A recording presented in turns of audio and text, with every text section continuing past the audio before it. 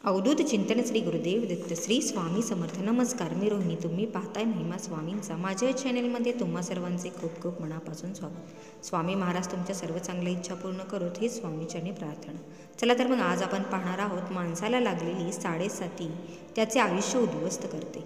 तर याच साडेसातीचा त्रास कमी करण्यासाठी काही प्रभावी तोडगे, साडेसातीच्या काळात करावयाचे तोडगे आणि इतर काही उपाय.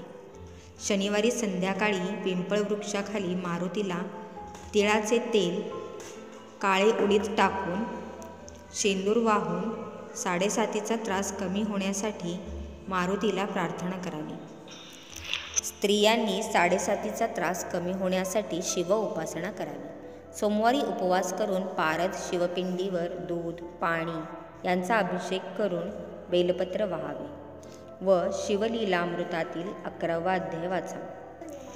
साडेसातीच्या काळात मोठे संकट आल्यास शिवाला प्रार्थना करून रुद्राभिषेक करावा व पांढरं धोतर उपरणे शिवपिंडीवर अर्पण करून संकट निवारण होण्यासाठी शिवाला प्रार्थना करावी.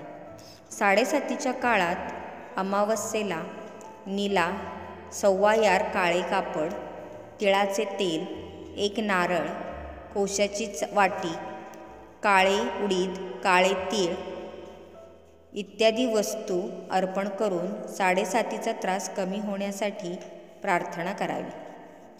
आजच्या या व्हिडिओमध्ये एवढीच माहिती.